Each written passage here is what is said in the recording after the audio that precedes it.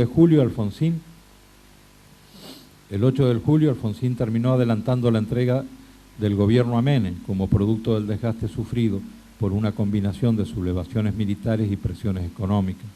Esto fue la consecuencia de su propia política, que comenzó a deteriorarse a partir de aquel 19 de abril del 87, en que, alejándose de los reclamos populares, se dio a la rebelión riquista, dando inicio a un proceso de creciente debilitamiento democrático. El 8 de octubre, Menem indultó a los partícipes de Semana Santa, Montecaseros y Villamartelli, que aún estaban detenidos, entre los cuales figuró Seineldin. De inmediato invitó a una cena al nombrado, dando el primer indicio de una relación, hasta entonces negada, pero que en realidad es mucho más profunda de lo que aparentaba.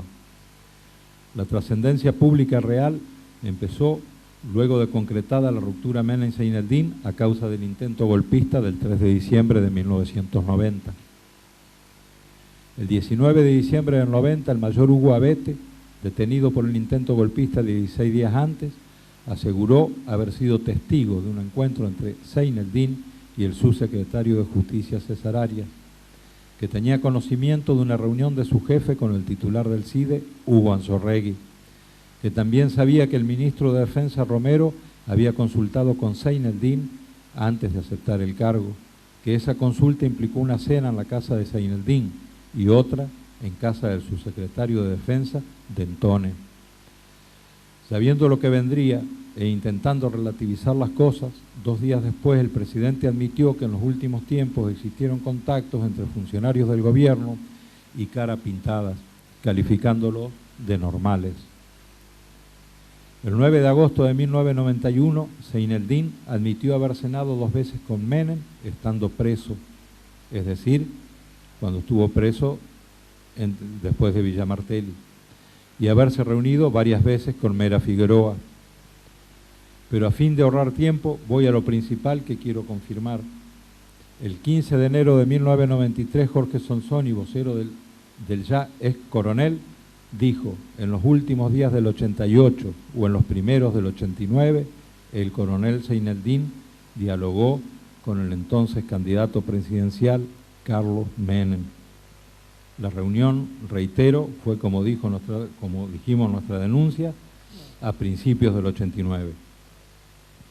El 11 de diciembre del 93, el ex vicepresidente Víctor Martínez reconoció públicamente que en la misma época, después de los sucesos de Villamartelli, sectores militares, políticos y de la Iglesia le propusieron reemplazar a Alfonsín. Como excusa insólita explicó que él no le dio importancia y por eso no se lo comunicó al presidente. Lo que en realidad pasaba y que cualquiera puede imaginar es que el vicepresidente se adelantó a lo que sabía terminarían difundiendo sus interlocutores golpistas. Señor presidente, esta es una apretada síntesis de una relación más prolífera, pero sirve a los efectos de mostrar la confabulación vigente en enero del 89. Ni los hechos previos al 23 de enero del 89, ni los posteriores a esa fecha que acabo de mencionar, fueron examinados por la Fiscalía ni por este tribunal. Todos ellos y muchos más son absolutamente veraces y, de ser investigados, darían como resultado la confirmación de la denuncia que hiciéramos el 12 de enero del 89 y la existencia del intento golpista del 23 del mismo mes y año. Si un día surgiera la voluntad de una investigación seria, podría proporcionar los nombres de testigos que confirmarían cabalmente cada una de las cosas que afirmé y otras que, para abreviar y facilitar la comprensión, evité nombrar. De no suceder eso acá, agotadas las posibilidades, lo haré ante la instancia supranacional que corresponda. La Fiscalía, como aquella vez que en lugar de investigar al compilador Rico terminó indagando un supuesto atentado contra él en la Quinta de los Fresnos, ahora, en lugar de investigar si había o no golpe militar, en lugar de indagar a Menem, a Alfonsín, a Víctor Martínez, a las personas acá que acabo de nombrar, se dedicó a demostrar que los golpistas eran los civiles. Esto, que no resiste el menor análisis concreto ni histórico, fue aprobado por este tribunal. En cuanto a lo concreto, he explicado las circunstancias existentes cuando la tablada. En cuanto a los antecedentes históricos, debo decir que en este país hubo desde el 11 de septiembre de 1852 al 3 de diciembre de 1990, 31 intentos de golpes de Estado, concretados o frustrados, pero todos promovidos por militares. Los elementos que el mencionado fiscal presenta para argumentar su extravagante teoría son inconcebibles.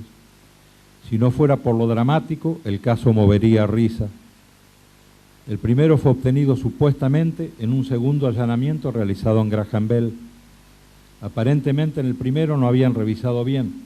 Lo extraño de este segundo allanamiento es que se realizó después de que la casa fue ocupada por otras personas y sin la presencia de ninguno de los testigos que marca la ley. Para completar el cuadro, quienes introdujeron la prueba falsa, los servicios de inteligencia del Ejército, cometieron la torpeza de no reponer una de las fajas de seguridad que, como está probado, se encontraba violada. La forma en que apareció la otra prueba capital de la Fiscalía, el rol de combate, es a todas luces, un hecho inédito en los anales de la justicia nacional e internacional, creo. Y los personajes que la proveyeron parecen salidos de un cuento de ciencia ficción. Esta fue presentada en una conferencia de prensa donde el único periodista presente de un medio escrito era Simeoni, comentarista de reconocida afinidad con militares, analista de sus cuestiones y autor del libro Aniquilen a Lerdo, el 27 de enero, o sea, 3 días después de los sucesos. La forma en que aparecieron los documentos fue dada 6 días después y en 3 versiones diferentes, según el miembro del grupo paramilitar Prolatín que la explicara. Según el asesor espiritual de la organización, el cura Moisés Jardín, las encontró entre las dádivas que sus feligreses dejaban diariamente en su parroquia. De acuerdo al presidente de Prolatín, el entonces secretario del Juzgado Criminal y Correccional número 3 de San Isidro, Jorge César Cuadro, la documentación fue entregada a Jardín por personal militar o policial para que éste la hiciera llegar a donde corresponda. Y de acuerdo a lo expresado por un miembro de Prolatín de nombre Ángel Díaz, el hallazgo lo realizaron los integrantes de 2 brigadas de Prolatín que, participando en los hechos de la tablada, los encontraron entre las ropas de Osvaldo Farfán. Otro miembro de Prolatín, el comisario Juan Carlos Bruno Moreno, actuó en el caso y ofició de testigo en el juicio que hace más de 8 años condenó a mis compañeros recluidos en Caseros y Ezeiza. El documento Rol de Combate apareció publicado por primera vez y como primicia en la revista Somos, el 1 de febrero de 1989, pero la lista parece que estaba incompleta. Inmediatamente después el documento fue difundido por Ámbito Financiero con un nombre más. El periodista Daniel Frontalini comentó así el hecho en aquella oportunidad. La lista estaba un poco cruda, ya que enseguida apareció en Ámbito Financiero con un nombre agregado que su presunto autor, Roberto Sánchez, a quien se le adjudicó la elaboración del rol de combate, al parecer había olvidado en la versión original.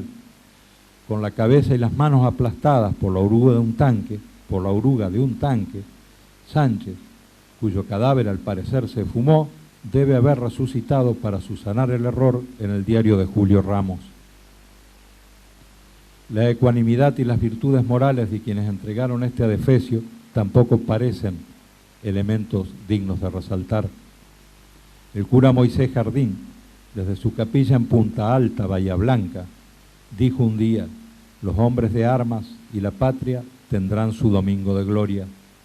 Menos de 24 horas después se desató la sublevación de Semana Santa del 87. En diciembre del 88 llegó a la escuela de infantería donde se había levantado Zaineldin y declaró: vengo a ver a los muchachos para traerle la palabra de Dios. El 27 de enero del 89 hizo aparecer el rol de combate con las características que acabo de explicar, y el 3 de diciembre del 90 fue preso por su participación en el levantamiento donde los tanques de Zaineldin, entre otras cosas, pasaron por encima un ómnibus de la línea 60, aplastando hasta la muerte a 6 de sus pasajeros. Más adelante fue liberado, pero emigró a Uruguay, donde pidió asilo a fin de evitar una nueva comparecencia judicial. hoy se encuentra en calidad de refugiado en la población de Progreso de aquel país, seguramente luchando contra la droga y purificando almas. El comisario Juan Carlos Bruno Moreno, después de atestiguar contra mis compañeros en el 89, fue procesado por formar parte de la banda parapolicial de secuestradores extorsivos, autodenominada Los Arcángeles, posiblemente en homenaje a la fe cristiana de sus miembros. Estas dificultades son la única explicación que encuentro para que este tribunal haya rechazado el pedido de mis defensores para que ambos testigos sean citados a declarar nuevamente en este juicio. Para traer a Jardín, la Interpol debía haberse desviado de sus ocupaciones habituales, y para que comparezca Bruno Moreno, quizás el servicio penitenciario debería haber dispuesto de otro móvil y más presupuesto, además del que se destina a mi persona. Lo más grave de esto es que esta comedia armada por la Fiscalía y la aceptación de este tribunal haya hecho que mis compañeros ya lleven 8 años y medio presos, que hoy sigan manteniendo su validez, que estos elementos sigan hoy manteniendo su validez a los efectos de condenarme, y que esa basura llamada rol de combate se utilice para justificar la condena de Ana María. Para este tribunal también pasó desapercibido que los soldados Oscar Miranda y Marcelo Fabián Aybar, indagados por la defensa en el juicio realizado en 1989, reconocieron que declararon contra nosotros de acuerdo a un libreto armado que previamente habían practicado ante un tribunal falso en el Liceo Militar. Igualmente les pareció normal que el asesino, torturador y desaparecedor general Arrillaga, que sí contaba con tanques, cañones y bombas de fósforo, explicara que no pudo intimar la rendición de los incursores por carecer de megáfono. Tampoco se sorprendió este tribunal cuando el mismo asesino Arrillaga confundió al abogado defensor Salerno con uno de los imputados, pero sí expulsó a Salerno de la sala cuando éste explicó que la confusión del criminal se debió a que el general lo conocía por haberlo torturado en 1975 cuando detuvo a Salerno en Mar del Plata. Por otro lado, con el argumento de la división de causa, este tribunal evitó que se investigaran las circunstancias en que las tropas del ejército desaparecieran hasta hoy a 3 de nuestros compañeros, asesinaran a otros después de detenidos y descuartizaran a otros después de muertos. Tampoco se investigó la utilización de fósforo blanco en la represión, ni las torturas a que fueron sometidos los hoy presos. En la tablada hubo 17 compañeros caídos en combate o como consecuencia de bombardeos indiscriminados e innecesarios.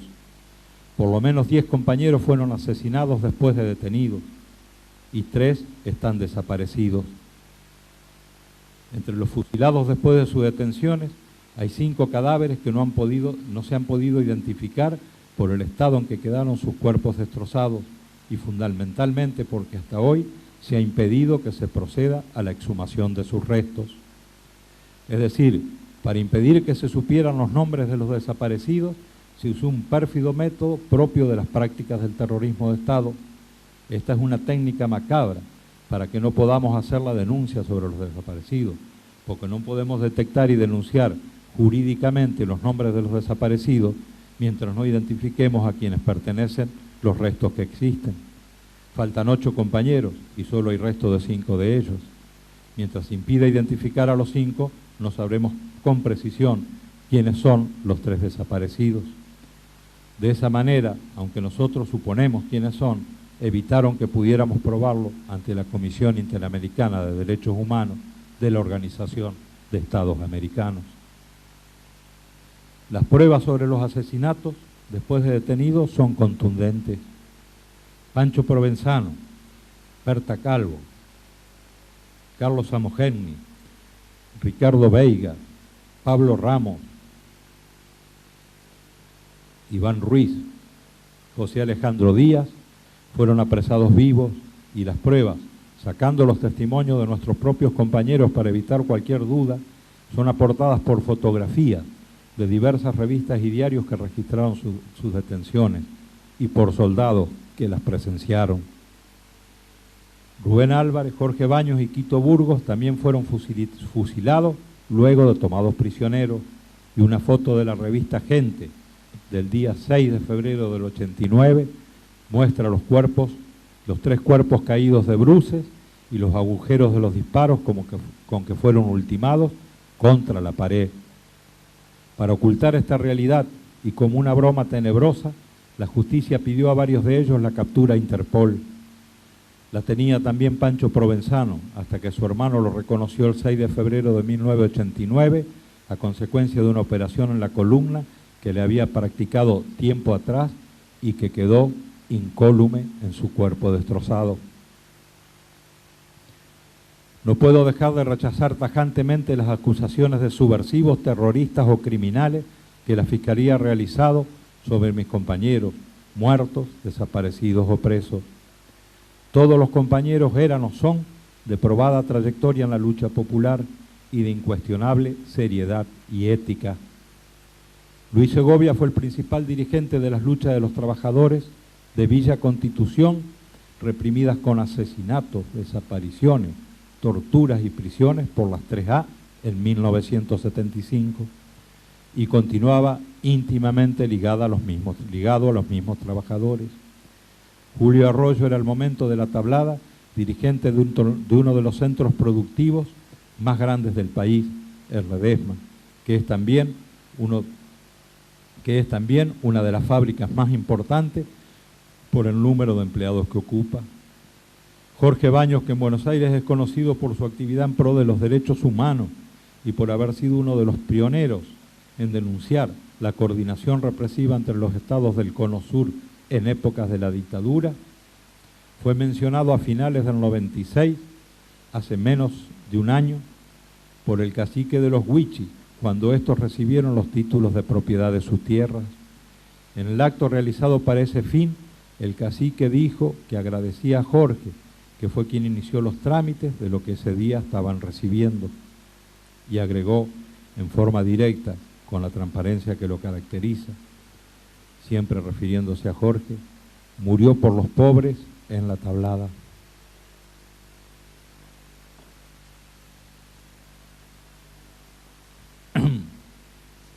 Quito Burgos, además de periodista y uno de los conocedores más profundos de la historia argentina y de América Latina, fue un luchador popular incansable y ya en el año 62 había visitado las cárceles como víctima del Plan Coninti, así como Carlos Samogeni, Pancho Provenzano, Pablo Belli, Claudia Lareu y otros que habían sufrido persecuciones o cárceles. Y todos los caídos eran compañeros que desde comunidades cristianas de base, desde organizaciones barriales o desde ámbitos políticos, sociales o profesionales, estaban estrechamente integrados al pueblo y a sus luchas. 20 presos han mantenido durante estos casi 9 años una conducta que es ejemplo de integridad moral. Entre ellos Fray Antonio, que sin haber tenido la menor participación en los hechos, fue condenado a 20 años por su identificación con los reclamos de los pobres en cuanto a equidad y justicia. Y Roberto Felicetti, que por su lucha contra la anterior dictadura y contra el embate militar del 23 de enero, se convirtió en el preso político que más años pasó en prisión en toda la historia argentina, 17 años. Por eso, la historia, independientemente de cualquier difamación, todos ellos tienen asegurado el futuro en el corazón del pueblo, porque cuando la verdad no se logra imponer entre los contemporáneos, es la trascendencia que se revela en la historia quien siempre rescata las causas justas y a sus impulsores. Por eso la historia reivindica a Espartaco y no a los esclavistas, reivindica a Cristo y no a Judas, reivindica a Hidalgos o a Morelos y no a Iturbide o los colonialistas, reivindica a San Martín, a Bolívar o a Artigas y no a los invasores realistas, reivindica a Sandino y no a Somoza. Y la historia rescatará a los muertos, asesinados y desaparecidos en la tablada y no a los nostálgicos del genocidio. Señor presidente, por último, es una falacia más de la Fiscalía tratar de adjudicar al MTP una línea armada de acción política. El MTP ha declarado reiteradamente que no tuvo ni tiene una táctica armada y los hechos lo han demostrado. La tablada fue una acción puntual ante circunstancias especiales que he descrito. Señor presidente, pienso y me interesa que ustedes lo sepan, que la importancia de este juicio no radica en la curiosidad por una condena que sin duda ya tengo asignada. En este juicio lo que realmente está en juego es si se impondrá definitivamente la juricidad típica de los estados autoritarios o si este proceso ayudará para crear la conciencia necesaria que de ahora en más imponga una práctica jurídica propia de los estados de derecho. Por eso, este trasciende a quienes somos acusados circunstanciales y es de interés de toda la sociedad democrática argentina y, por qué no, internacional.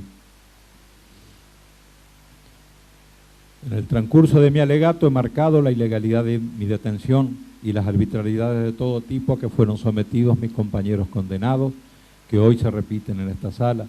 También he reiterado nuestras denuncias por los asesinatos y las desapariciones de otros de mis compañeros, sumando a dichas bestialidades las características de este tribunal.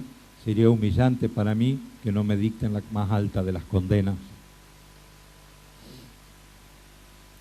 Quizás quienes me conocen habrán observado que en algunas oportunidades, hablando de mis hermanos víctimas del genocidio, se me humedeció la vista, pero no me vieron en iguales actitudes quienes me torturaron ininterrumpidamente por 10 días en el año 71, ni quienes me llevaban a un fusilamiento frustrado en noviembre del 95. Tampoco me verán en esa situación ante lo injusto de una condena brutal. Frente al ataque de los impúdicos, el decoro es más fuerte que el dolor. Nada más. Quedo a su disposición. Silencio, por favor, del público. Señora Ana María Sibori, ¿desea manifestar algo? Señor presidente, Sí. Mi representada quisiera un breve receso para ir al baño. Bueno, ¿qué más?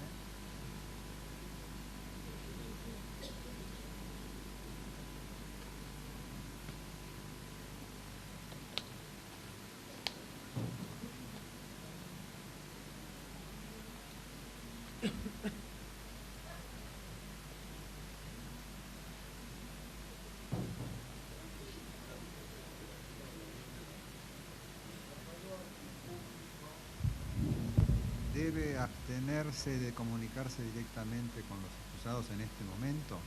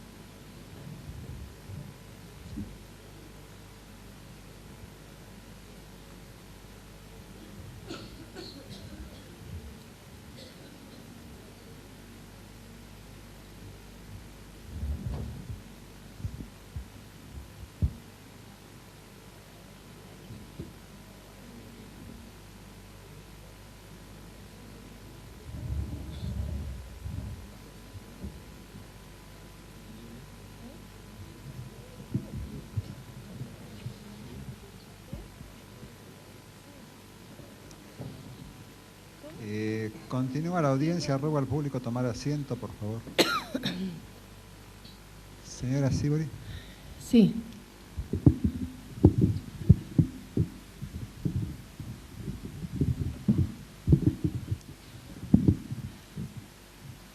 Señor presidente del tribunal, hablar y defenderme de los cargos que se me imputan es una tarea ardua y difícil, y por qué no faraónica, al tener que enfrentar un juicio donde se me condena de antemano, porque a la base de las acusaciones está la intencionalidad política de esta Fiscalía. En nuestro caso, nos persiguen como familia, como esposa e hijas de Enrique Gorriarán Merlo, y más, se aprovechan porque somos mujeres, o sea, por nuestra condición de género femenino. Esta condición de género, aunque lo nieguen, está a la base de cualquiera de las acusaciones que pesan sobre mí. Ustedes se muestran, quizás, sin conciencia, despreciativos cuando les resultamos indiferentes como mujeres, o bien ofendidos cuando nos mostramos activas. En este juicio, y por mi condición femenina, soy doblemente atacada. ¿Por qué? Porque siendo mi esposo un perseguido político, soy entonces parte de una familia perseguida políticamente. Mi condición de género es la de mujer, y mi rol, por lo tanto, en esta sociedad es la de ser esposa, y ser esposa para ustedes representa una subcondición social. Pero ocurre que yo para ustedes no soy una simple esposa, sino la esposa de un luchador popular, de un ex guerrillero, en fin, la esposa de uno de los hombres que en nuestra sufrida América Latina y en nuestra Argentina decidió abrazar una causa justa.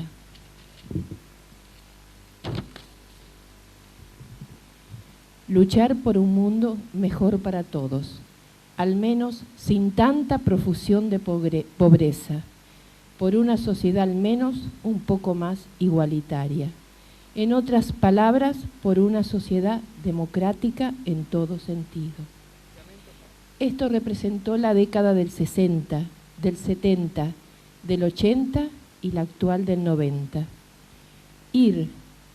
Acercarnos a esa sociedad que todos mayoritariamente deseamos nos cuesta mucho. No es como intenta autistamente el fiscal demostrar lo contrario cuando se refiere a toda una generación caída, desaparecida con el término de subversivos o terroristas, para desmerecer la lucha de todos aquellos que entregaron sus vidas sin pedir nada a cambio. En el 76, recordemos, fueron más de 30.000 los desaparecidos. Por el contrario, sí, subversivo terrorista fue el terrorismo de Estado. Subversivas fueron las 3A y subversivos fueron los carapintadas que en 5 años, recuperada la democracia que tanto nos costó, llevaron a cabo 6 sublevaciones militares. Recordemos que el término subversivo que tanto usa la Fiscalía para darme una sospechosa identidad fue acuñado por primera vez por los genocidas en 1976 en sus discursos para referirse a esa hermosa generación de jóvenes que ellos secuestraron y desaparecieron. Lo acuñaron en sus discursos, machacando como Goebbels, el jefe de propaganda nazi, sobre nuestra sociedad inmovilizada por el terror de Estado. No es entonces casualidad que el fiscal, en las acusaciones,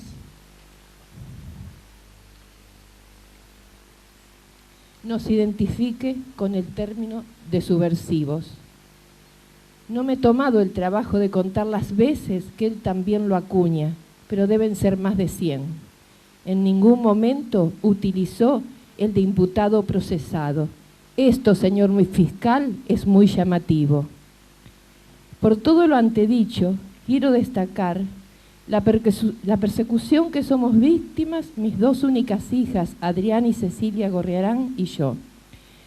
Somos víctimas de una clara persecución política, de una clara persecución familiar, mejor dicho, de carácter político por portación de apellido, por ser ellas las hijas y yo la esposa de Enrique Gorriarán Merlo. Esta persecución, en épocas pasadas, se convirtió en un genocidio, donde los militares y demás fuerzas de seguridad desaparecieron a familias enteras. Hoy, por supuesto, no es lo mismo metodológicamente, porque no existe el terrorismo de Estado que asoló al país en la década del 70. Pero la condición particular de los que dirigen y deciden la justicia de nuestro país sigue pecando de arbitraria y parcial. Esta justicia está cuestionada por casi la totalidad de la sociedad argentina y presenta hoy en las encuestas serias un nivel muy bajo de confianza social, un 6% en cuanto a imagen. Sin ir más lejos, observemos en el intervalo en que fue suspendido el presente juicio la renuncia del ministro de Justicia, doctor Hassan, presionado por la sociedad a la cual está supeditado. Y así como anteriormente lo tuvo que hacer el doctor Rodolfo Barra por su vergonzoso pasado nazi. Y a 5 años de haber denegado el recurso extraordinario a los incursores de la tablada cuando era miembro de la Corte Suprema de Justicia. Sobre mi detención, yo fui llamativamente detenida el 14 de septiembre de 1994, librada la orden de captura 7 días antes y a casi 6 años de los hechos de la tablada. Salía de una clínica geriátrica de rehabilitación donde estaba internada mi madre, en la ciudad de Rosario. Hace ya casi 3 años que me tienen prisionera. Efectuada la detención, la justicia me vinculó y me imputó por los sucesos de la tablada producidos el 23 de enero del 89, a raíz de los levantamientos militares Carapintadas, y que en su oportunidad habían sido investigados sin que surgiera ninguna imputación en las 13.500 fojas de la causa hasta el momento de mi detención, siendo importante destacar que la causa mencionada es la base para el presente juicio, siendo además cosa juzgada. En la imputación me bajaron todos los cargos y hoy están prestos a condenarme junto a Enrique Gorriarán en uno de los juicios más parciales, irregulares y por lo tanto ilegítimo que tuvo en octubre de 1989 la historia política argentina y que continuará con la condena que están prestos a dictar dentro de muy pocas horas o minutos. En mi caso, los fiscales piden que me condenen a cadena perpetua.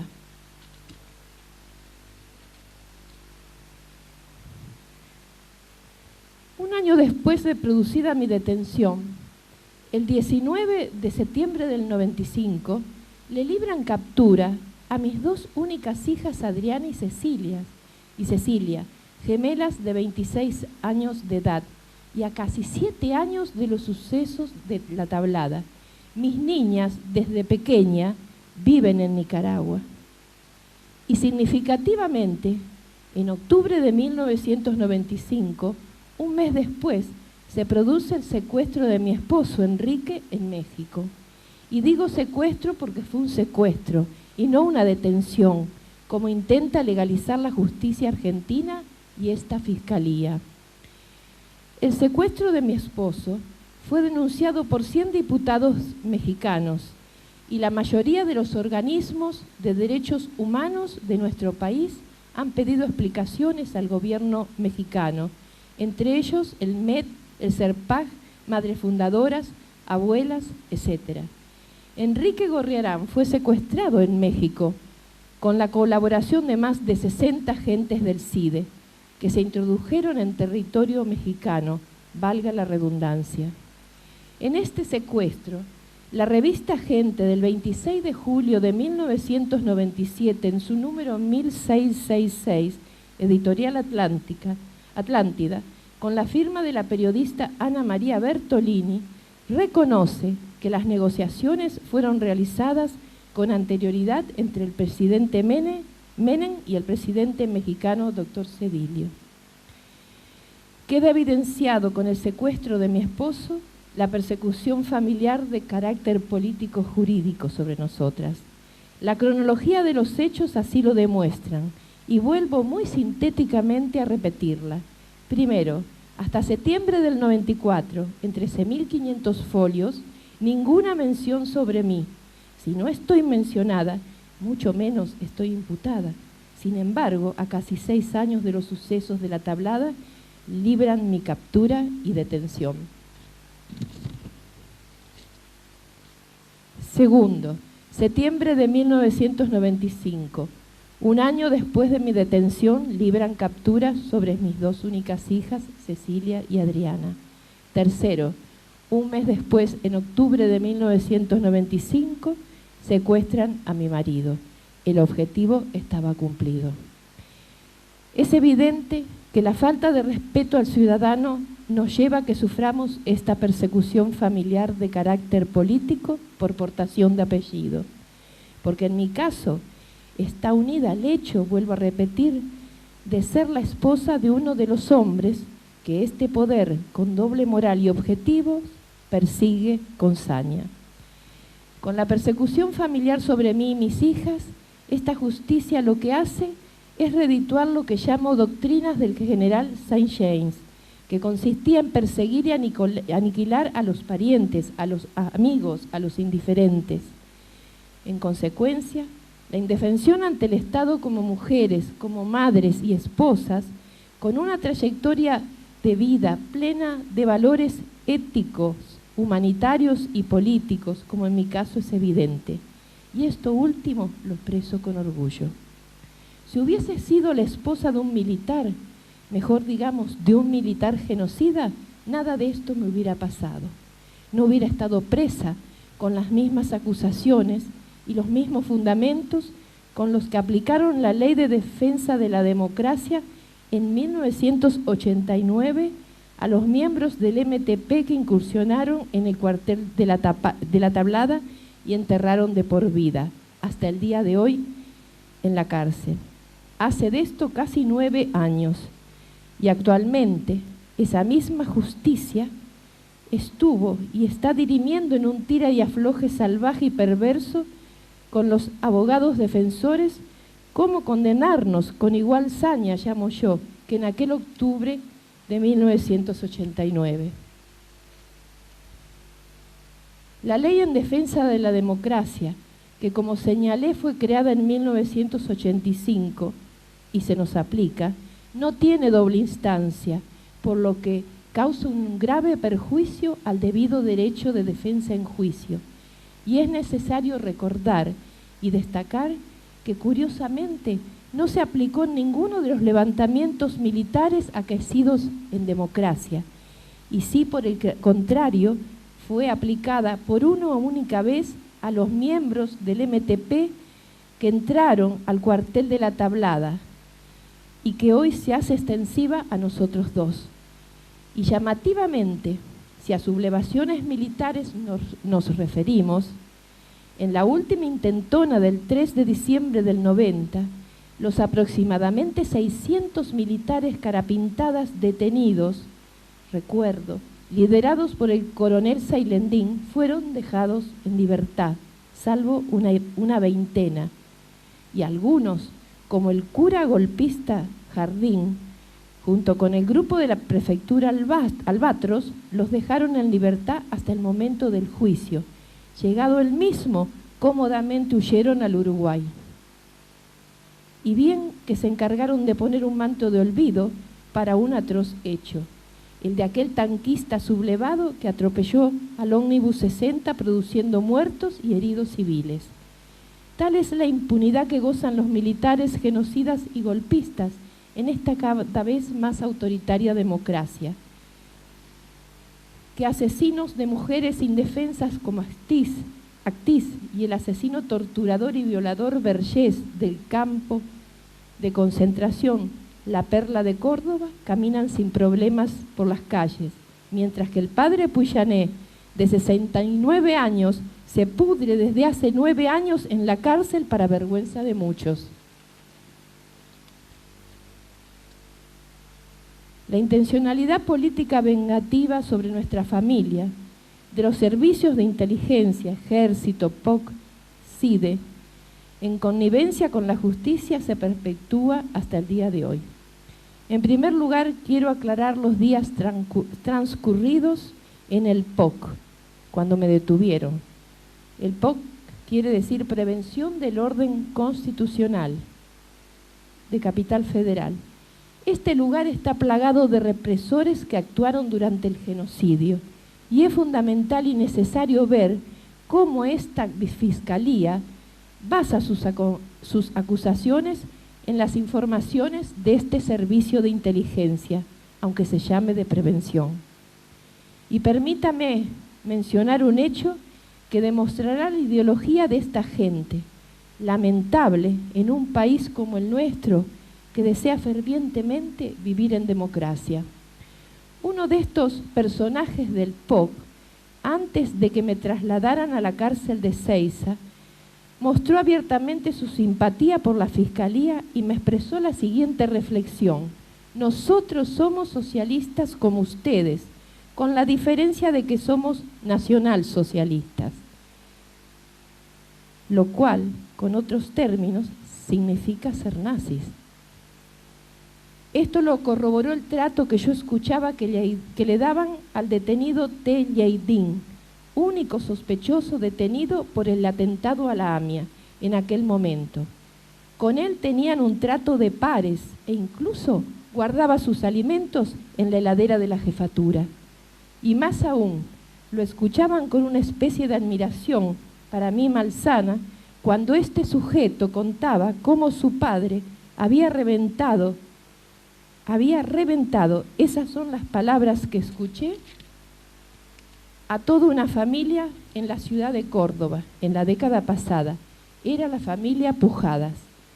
Telleidín padre fue un conocido represor, jefe de la policía de Córdoba o con un cargo similar, creador del Comando Parapolicial Paramilitar Libertadores de América, junto con el capitán Vergés y, si mal no recuerdo, el coronel Zaineldín.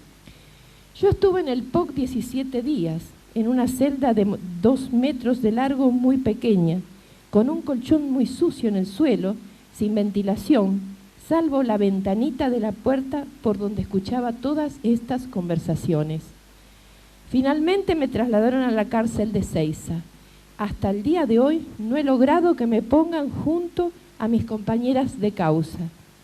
Hace casi 3 años que estoy detenida en esta cárcel, que durante 1993 estuvo regida por un represor secuestrador de la dictadura llamado Olimpo Garay, mencionado en el libro de la CONADEP como torturador de un centro de detención clandestina.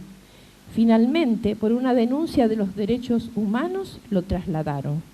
Este es otro ejemplo de amparo e impunidad.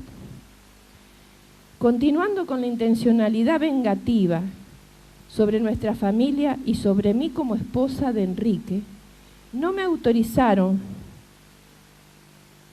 ir a despedir a mi madre, que falleció finalmente el 1 de enero del 96. El juzgado de Morón, a cargo de la doctora Morris Douglas, no me autorizó ir a despedirla estando con vida, aduciendo razones de seguridad. A los pocos días fallece y ahí sí, yo llamaría perversamente, me lo autoriza. Me autoriza ir a verla ya muerta, a su velatorio.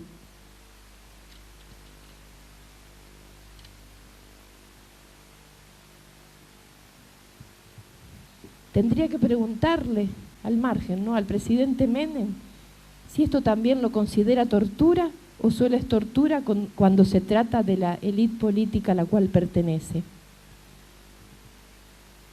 Y todos los que están haciendo con mis compañeros de causa. Ellos están pudriéndose en el piso 18 de la cárcel de Caseros, con preocupantes problemas de piel y huesos. ¿Saben, señores jueces, que hace 8 años y medio que no tienen luz natural? Que no les entra la luz del sol, que hace 8 años y medio que no ven un patio ni tienen agua caliente. Entre ellos, como señalé, está Fray Antonio Puillané, declarado preso de conciencia por Amnesty Internacional, como dije, de 69 años de edad, para vergüenza de muchos. Qué notable diferencia con el trato que tiene el varias veces golpista Zaineldin y sus seguidores. Qué notable diferencia con el trato que le dieron a las juntas genocidas, pileta de natación, cancha de tenis, que yo recuerde. Y Zaineldin, chalet en Campo de Mayo, tenis, y de 365 días que tiene el año, goza de 274 salidas. Es bueno recordar que la cárcel de Caseros fue construida por el dictador Videla, y que como notable represor pidió que no entrara la luz del sol cuando se construyó, para que la gente se muriera más rápidamente. El responsable de 30.000 desaparecidos camina libremente por las calles. Con la captura a mis niñas nos han cortado, por otra parte, la posibilidad de verlas. Hace 3 años ya que no las veo, siendo lo más caro y sentido de mis afectos, junto a mi nieta Camila, a la que pude conocer como consecuencia de esta injusta prisión recién a los 11 meses, y solo unas 6 o 7 veces. Ella nació en Nicaragua, la patria del general Sandino y del poeta Rubén Darío, orgullos de nuestra América Latina. Todo esto debido a esta atroz persecución familiar, político-jurídica. Y tan perverso veo que es este proceso, que unos días después que mi nieta volvió a su país, hará unos 4 meses aproximadamente, tanto a Enrique como a mí, nos bloquearon en la cárcel la entrada telefónica a Nicaragua para que no hablemos con nuestras hijas con cobro revertido, ya que no contamos con dinero para pagar nosotros. Y este beneficio telefónico lo veníamos gozando desde unos meses atrás.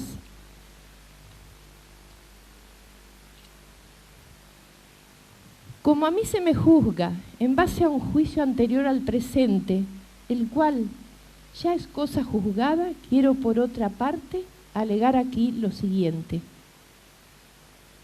La tablada fue un baño de sangre, así lo vimos por televisión, pero no como se lo conoce en base a la historia oficial.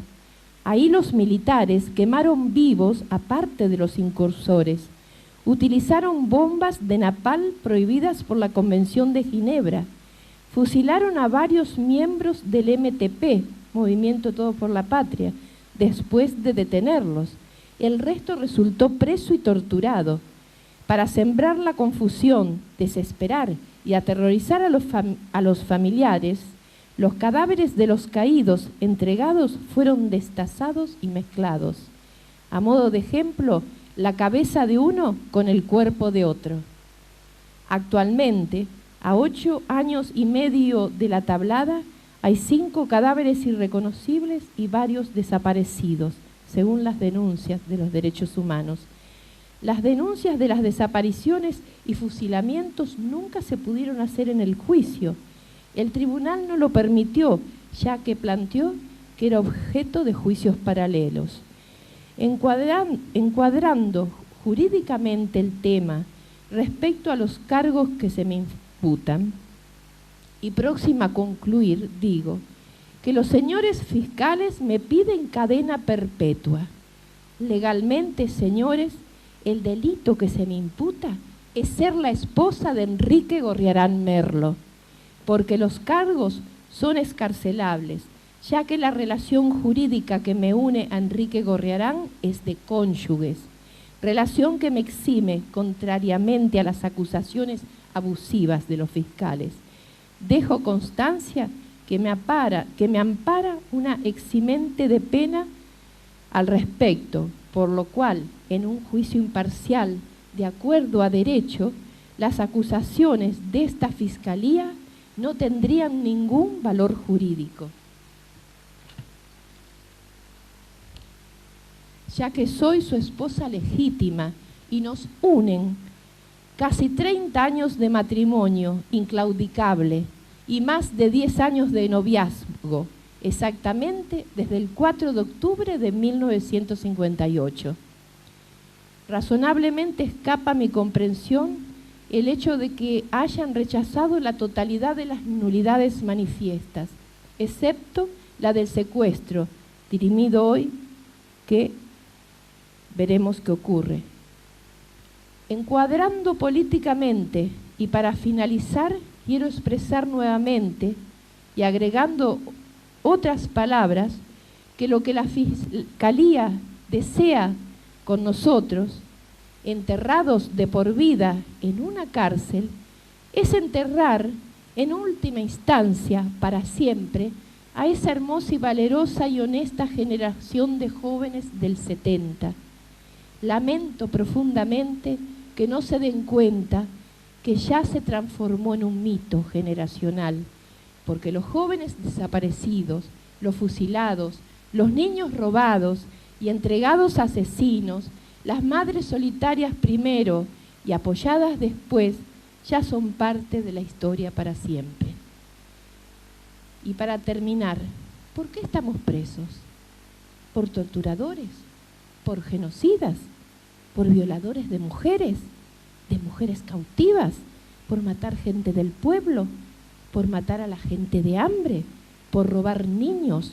¿Por venderlos? ¿Por tirar gente viva desde aviones al mar? ¿Por desaparecer a estudiantes, a trabajadores, a mujeres, ancianos y niños? ¿Por poner en venta al país? ¿Por dejar a cientos de miles de trabajadores desocupados? ¿Por matar de hambre a los jubilados? ¿Por matar a los niños que no resisten enfermedades curables? No, por nada de esto. Todos saben, y ustedes, señores jueces, también lo saben, que estamos presos por un ideal de justicia y de libertad, por una sociedad sin tanta injusticia social, en fin, por un ideal democrático. Y en mi caso particular se suma la venganza político-familiar. Nada más tengo que decir.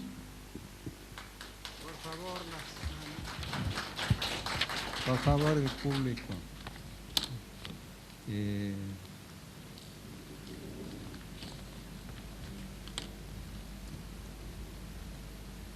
Bueno, se clausura el debate.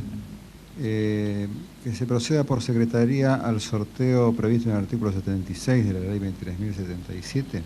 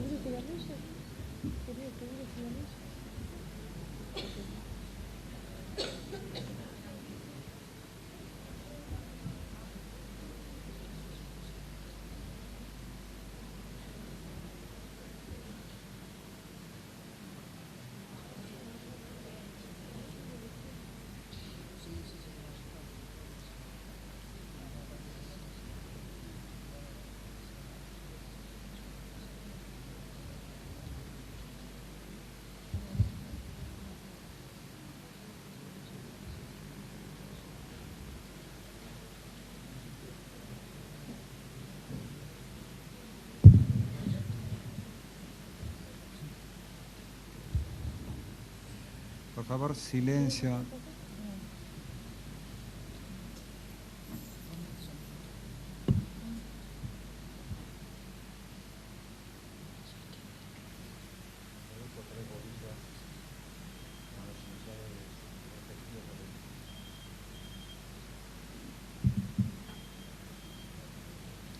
favor, ese celular.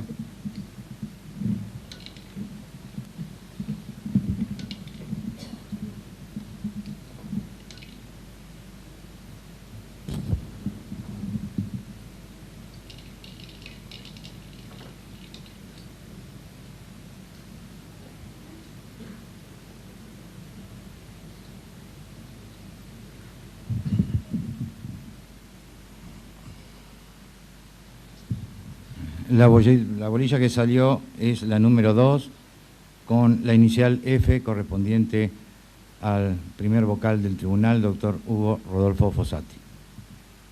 Bien, se pone un... falta el restante del voto.